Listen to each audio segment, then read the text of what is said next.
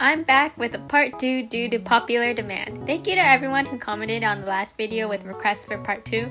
I'm actually shocked by how that video blew up. I knew I made a joke about asking if the fandom still existed, and you guys made it abundantly clear that you still did. Seriously, it felt like I activated a dormant volcano. Okay, so last time, I made 2 fatal errors that ended in this fiasco. No! 1, letting the wheel decide who I draw, and 2, letting the staff members in. I'm looking at you, Vargas.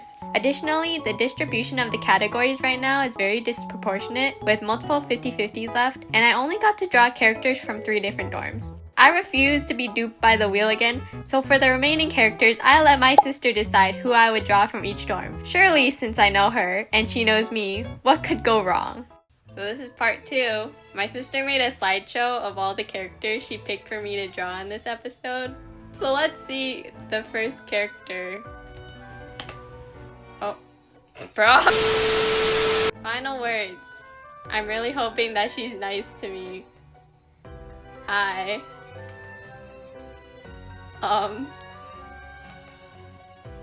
That's not a good sign. I put my trust in you, okay? I'm gonna put that out there right now.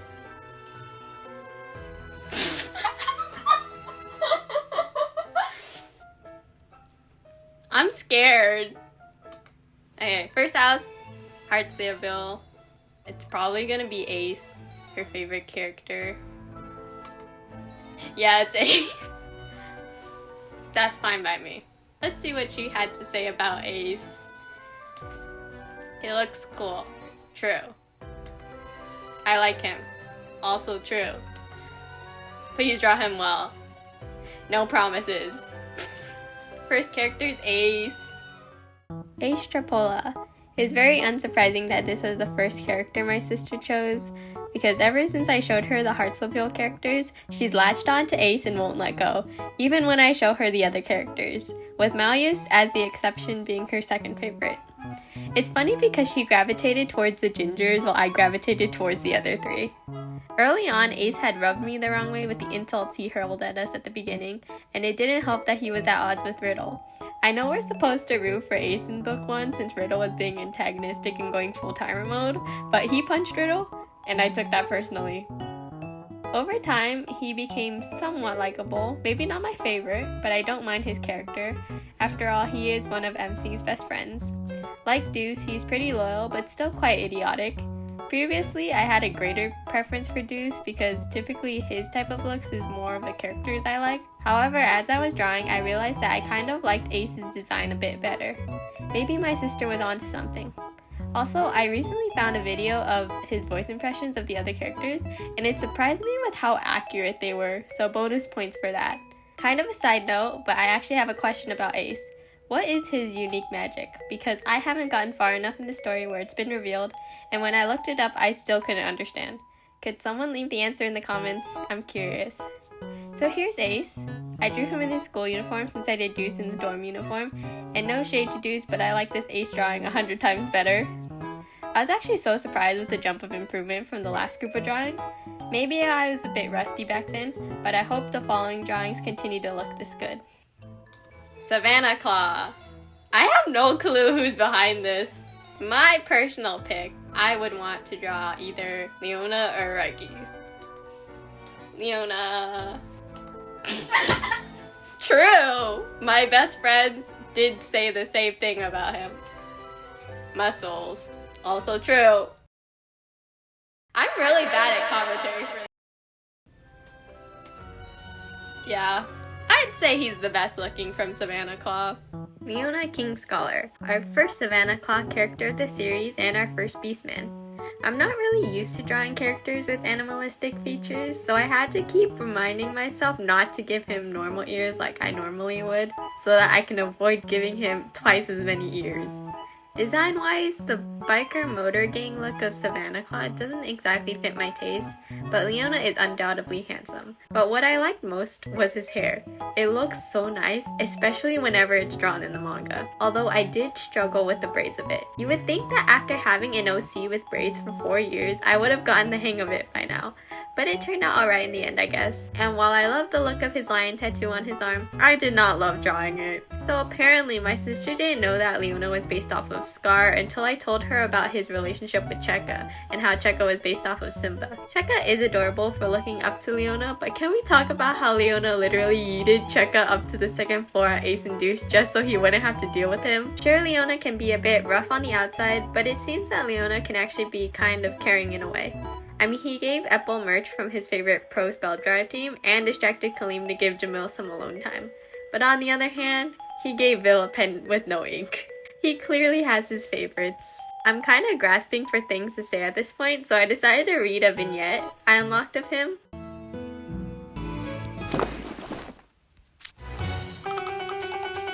What? What is he doing?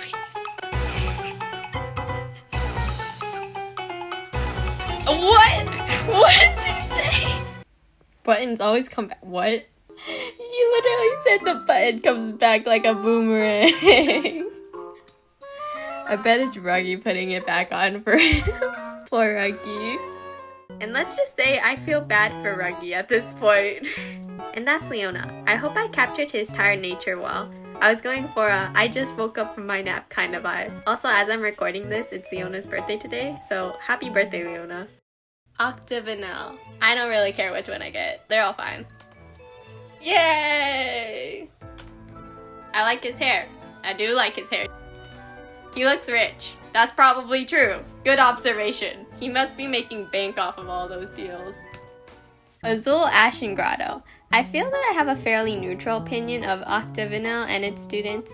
All I really know going into this was that I really wanted to do something with his hat. Let's be real, as much as I love Trey, Azul wears his hat so much better. When my sister mentioned Azul looking rich, it seemed pretty true at first since he is a savvy businessman and there's no doubt he's making profit off his businesses. But after pitting him up against the other house wardens, I realized he's definitely not the richest, especially with Leona and Malleus hailing from royalty and Kaleem and Idia being heirs to their wealthy family businesses. The difference though is that Azul's wealth comes from his own hard work and entrepreneurial skills, which is impressive in its own right. He actually reminds me of Kyoya from Aura High School Host Club. Sadly, my library only has up to book 2, volume 1 of the manga, so I've yet to read the Octavinelle manga, so I looked it up on my own, and I didn't realize how dramatic Azul was. I mean, look, he's aura farming and he looks like he's about to break out into a musical number. And in-game, he even has a spotlight. Despite how shady his contracts are though, I have to admit it's funny seeing the little anemones on everyone's head jiggle. And it led to this very cute riddle interaction in the anthology. Did Deuce seriously think he could cover it up? So here's Azul, looking sharp as always. Onto Scarabia. Scarabia? I would say Jamil is probably my favorite, but Kaleem is fun. I have a 50-50. I lost my 50-50, but that's okay. No one can be mad at Kaleem. He's the happiest character there. He's cute. Yes. Awesome. Whatever is on his head looks cool. Oh, did you notice that he has feathers there? It's kind of like Iago. I can work with this. Kaleem al-asim. For this drawing, I think this clip sums up how I felt. At last the roof goes on, and nothing can go wrong. Oh no, it all went wrong! Initially, I was ecstatic to draw Kaleem and I had 2 thoughts when I started. 1, he had to be on a magic carpet. I don't know, it's Kaleem. I thought it'd be fun. 2, I am screwed. Because looking at the references, I realized Kaleem has a butt ton of detail on him, from the headscarf to the tattoos. It was Leona all over again, but 5 times worse. So not only was I drawing a complex character as it is, I made my life harder by putting him on a magic carpet ride. Move out of the way, Ortho. You have been dethroned as the most difficult character to draw in this series so far. Additionally, since I drew Ace and Leona facing left, I tried to angle Azul and Kaleem facing right, and 99% of the time Kaleem was facing straight forward or left in almost every drawing or picture I was referencing, so I couldn't see how the headscarf looked like at the angle I needed it to. So I unleashed my secret technique, looking up the Nendroid. This was literally the only way I'd ever see the back of his head. By the halfway point, I think I could feel my eyes actually burning because of how much I was straining my eyes looking and copying every detail. I could use a little oasis maker in my eyes right about now. I looked it up. Don't do that. Don't put water in your eyes. But as much as I harp about how difficult he was to draw, he is still such a kind and bubbly character, and to me, I don't know how anyone could hate him. Except Jamil. He has a valid reason. So there's Kaleem. Not my favorite drawing so far, but at least I tried being ambitious with it. Pomefiore. Besides Heartslabyul, Pomefiore is actually probably one of my favorite houses. I would want to draw Apple. I would be okay with Bill, but wanting to draw Rook is questionable. It's Bill. Is this because I put him in handsome instead of pretty boy? Pretty boy? Yeah, I changed that ranking because of you. He's pretty. Yeah. Apple looks like a girl. I love Apple with all my heart, but that is such a true statement. He looks like a girl. On to Vil. Vil Schoenheit. After drawing Kaleem, I was very much looking forward to drawing Vil. Honestly, for a little bit, I think Vil was giving Riddle a run for his money as my favorite. I see them being kind of similar to each other, both being based off of villainous queens and having pretty strict leadership styles, yet Vil seems somewhat more functional than Riddle. Like, Apple can't seem to disobey Vil, yet Riddle gets punched by Ace. He's basically just a strict mom to the underclassmen at this point. Another thing I like about Vil, though, is that despite his vanity, he still sacrificed his looks in book 6 to pull Idia and Graham out of the underworld. Even when he's looking this old, he's hitting that pose.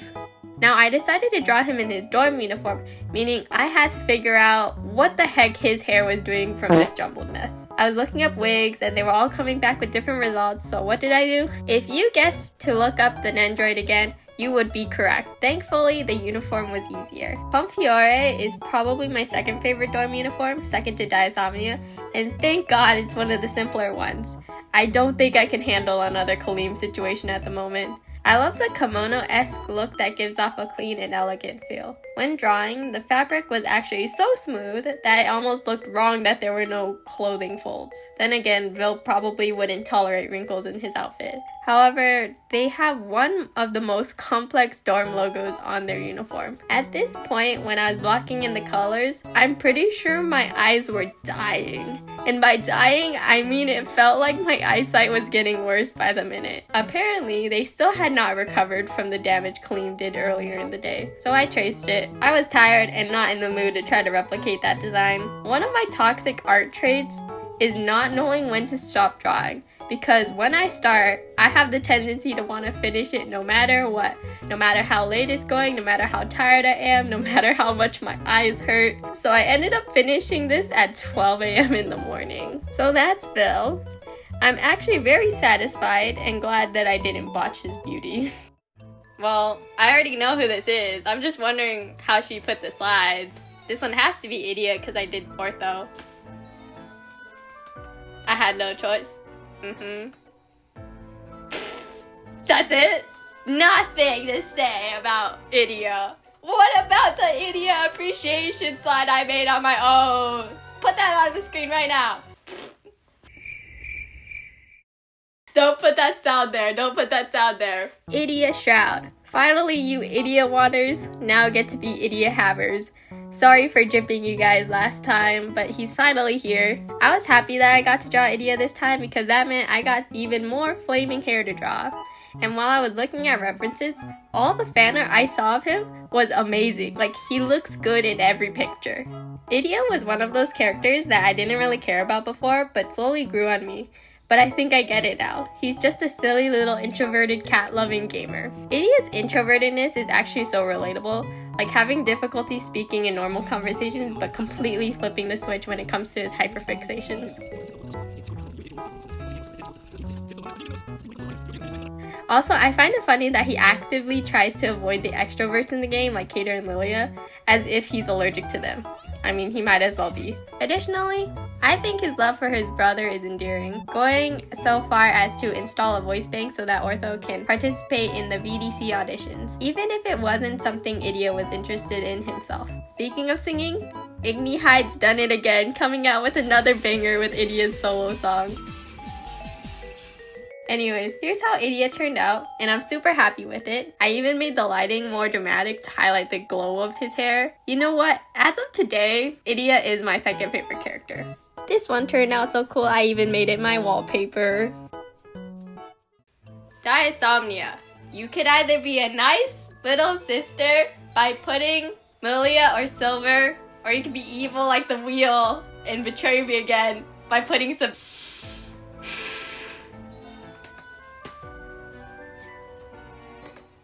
Okay, about the Sebek hate. I know you've been going on about stop the Sebek hate.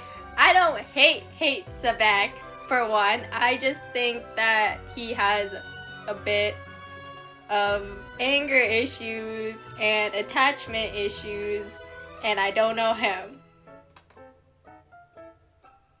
What? Yay! Oh my god. Don't do that to me again, bro. Yes, you are nice. I take back everything I said in the previous slide.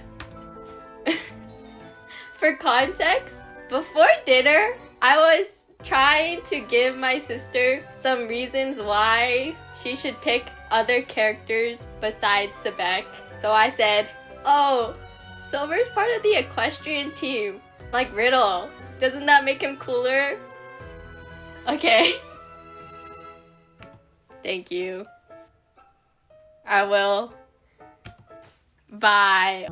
Okay, after rewatching that clip, I will admit I overreacted a tad bit. Also, it was filmed before I saw all the Sebek defenders in the comments of the last video. If you're one of those Sebek defenders, I hope I didn't lose you there, because hear me out. Between the two, just based on looks, I had always gravitated towards Silver. Not that Sebek isn't good looking, Silver is just more my type. So just to put it out there, I never hated Sebek. I just tend not to pay attention to him as much compared to the other characters. At first, I thought Silver was based off the sleeping spell put on Aurora from Sleeping Beauty, given his sleepy nature, but it seems that he's based off Princess Aurora herself. The fact that animals flock to him like a Disney princess is a pretty clear sign when I found out about it. Maybe if Lilia hadn't adopted him, he'd be at RSA. Funny story, as I was drawing Silver, I kept looking at reference after reference, and I guess I was doing so many searches at this point that I forgot Silver was like an actual thing outside of Twisted Wonderland. So I ended up just typing Silver without attaching Twisted Wonderland to the query, and it returned to me images of like actual Silver, like the element.